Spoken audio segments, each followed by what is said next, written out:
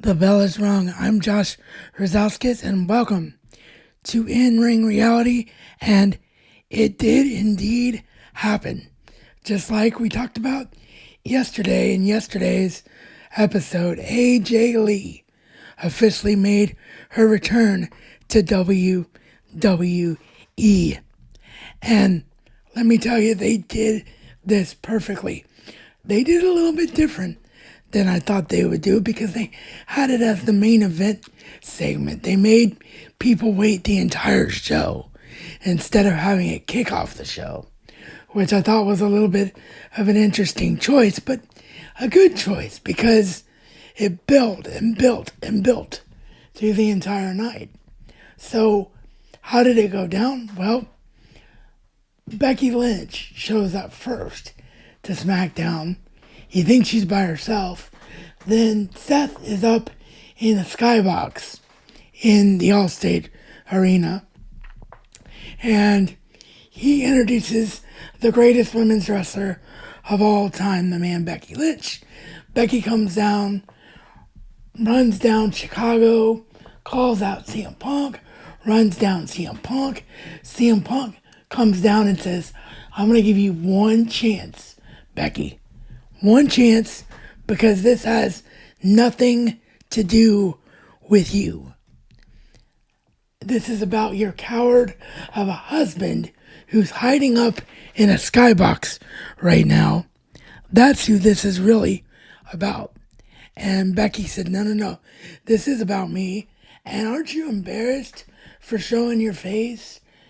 Aren't you embarrassed after what I did to you? You know, slaps him a couple more times, all of that. And then Punk gets out of the ring and looks like he's going to walk away. And Becky's like, oh yeah, that's right. Run away. Run away from your hometown. Go like a coward. You're an embarrassment. You're an embarrassment to the city of Chicago. And that is saying a lot. And then CM Punk says, you know, Becky, this is exactly the situation that I was hoping to avoid. Because I know, you know, and everybody in Chicago and everybody at home knows that I would never touch a lady. Thankfully, I've got somebody who will. Dramatic pause for a couple of seconds, silent anticipation, and then, nah, let's light it up. And just like I said it would be, it was the pop to end all pops. The ground shook. The floor was about to come off the ground. It was absolutely unbelievable as AJ Lee, for the first time in over a decade, walked to the ring in the AJ Lee way of looking at one side, looks at the other side, and skips her way down to ringside, skips all the way around the ring to pay homage to the Chicago crowd, comes back to the center, looks at her husband, gives him a smile, gets up on to the ring apron, and literally, now you'll have to excuse me because I have one deformed hand here, so it's not going to look good, but she did this. You know, the whole double chinned thing, looking at Becky and just staring at her, not saying anything. And Becky's face, as you see in the photo that I'm using for this episode, was just, it was unbelievable. Her acting, Becky, was unbelievable in this segment. The amount of shock and frightened nature that she had on her face while still trying to fight back a smile. Like, her and Seth both were thoroughly enjoying this segment. You can tell they really love having AJ Lee back, and they love that they're getting to do this segment.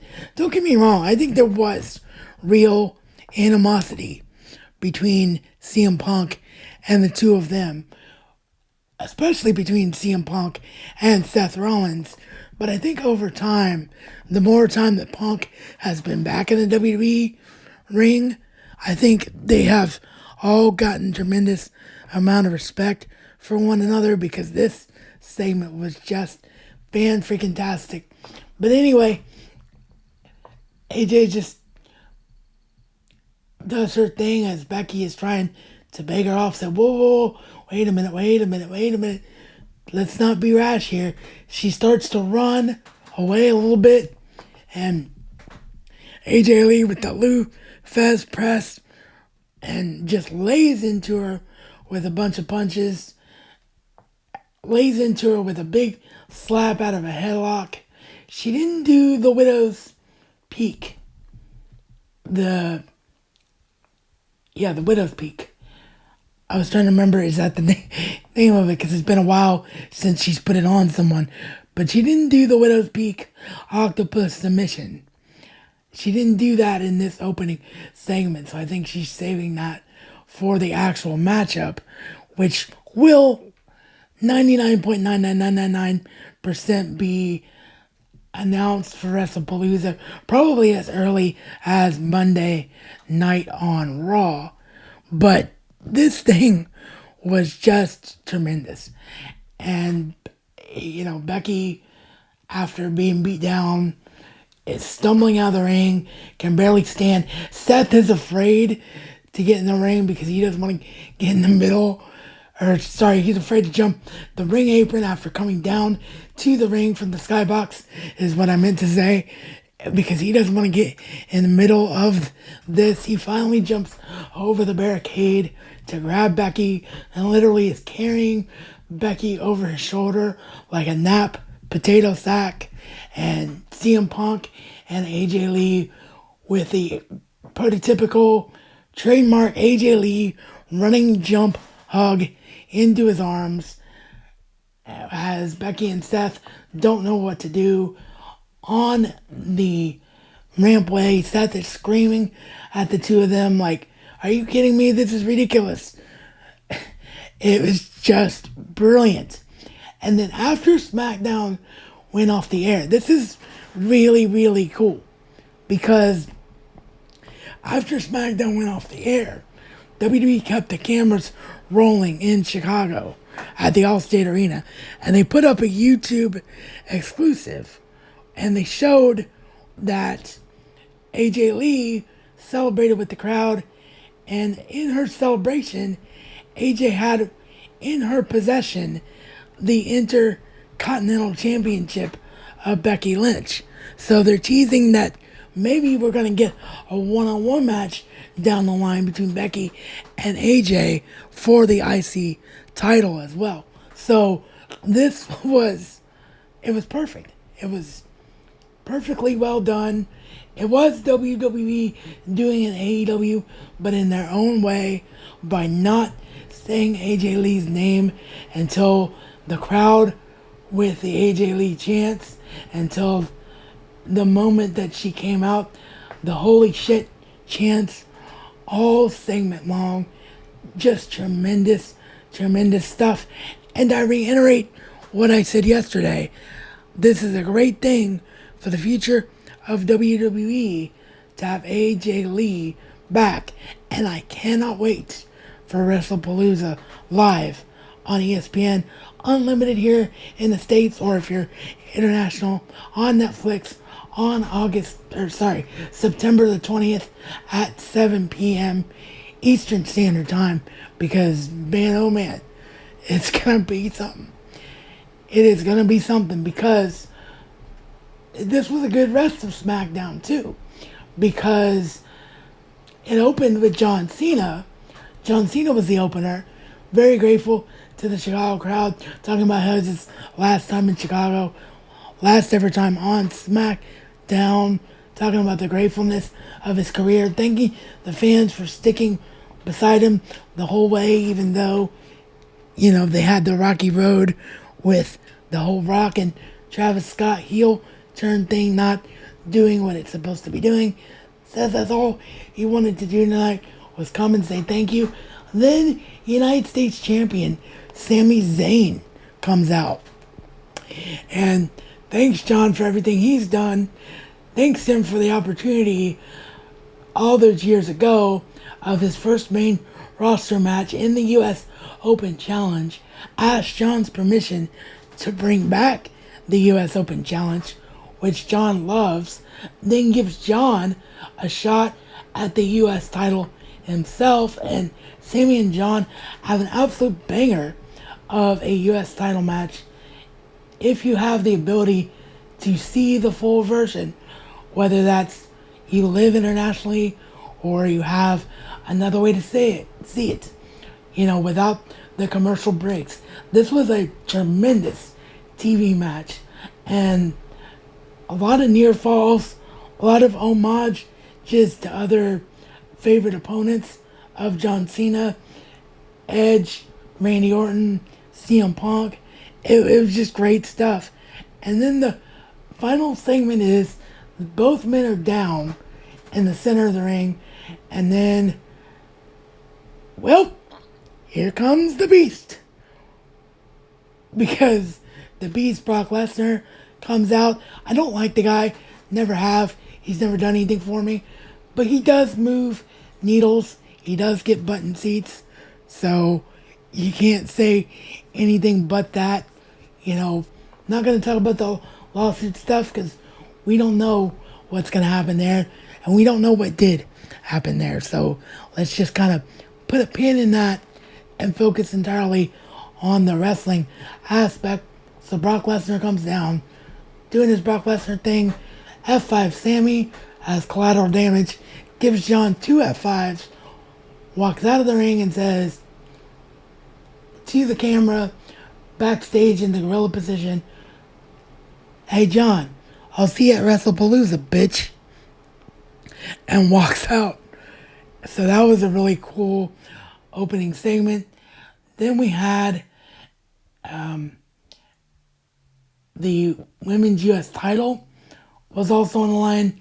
Julia, and Michin screwed up their two names a little bit there. They put on a good match themselves, and that was really fun. Didn't get a lot of time. There's no storyline for the women's U.S. title. That U.S. title, since Chelsea Green lost it, I just kind of just sat there with nothing going on. So that really makes me sad to see that happen. But that was cool.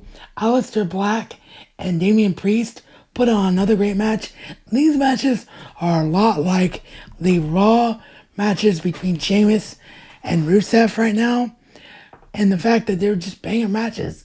And it's a shame they're not being put on PLE and they're being just wasted on TV, because these are, as said, bangers. And as Sheamus likes to say, banger after banger after banger. I mean, that's what these have been for Damian Priest and Aleister Black. Black gets the win with the black mask after pulling the referee into the line of sight. Priest gets the referee out of the way, temporarily blinding him from being able to block from the black mask, and Aleister gets the victory. And the only other segment was The Miz getting a World Tag Team Championship match for Melo Don't Miz, despite the fact that Carmelo Hayes clearly wanted Sami Zayn and the men's U.S. title with the U.S. title Open Challenge. So we'll have to wait and see how much longer before Carmelo Hayes snaps on The Miz. But yeah, really solid SmackDown. Tremendous beginning and unbelievable history-making end of SmackDown. So, as I like to say, as always, chime in the comment section down below. Let me know what you thought about this episode of SmackDown. Was the AJ Lee return everything you hoped it would be? Would you have booked it any differently than what they did in WWE? Some of you did mention my head moving around, so if you're new here, that's because I have cerebral palsy, and that just happens to me from time to time when I talk. I do my best to always be looking in the camera, but it doesn't always translate to being the case, especially when I'm on a roll and try to get this done in one take. This entire episode, believe it or not, was done in one take, as long as I don't screw up the ending. So, yeah, I'm happy about that. But yeah, that's the situation there. So just bear with me and hopefully still enjoy my opinions on the world of professional wrestling. Yeah, chime in below. Let me know what you thought about this. I will try and get the audio version of the podcast back up. I don't know if our Spotify hosting will still work because, like I said, I was unintentionally away from this podcast for 3 years and I didn't know I was going to be bringing it back, so we may have to do different things for the audio. We will see, but I will try to get that up with the last 2 episodes, and maybe by the time we're back on Tuesday talking about Monday Night Raw, because we can talk about Collision when we talk about Dynamite, because hardly anything ever happens on Collision, so there's only going to be one AEW episode a week, because that's just kind of the way things are right now. If something huge does happen on a Collision, I will make a short video about it, but those are my plans right now. But yeah, I will try to get the audio version back up and running. We'll see what happens, but in the meantime, please chime in the comments down below. I'll try to get the social media back up and running as well. Forgot the passwords there, so we'll try to get all the other stuff in sync, but for now, just participate here on YouTube. I appreciate y'all. Y'all are great. And I will see you all next time inside that squared circle.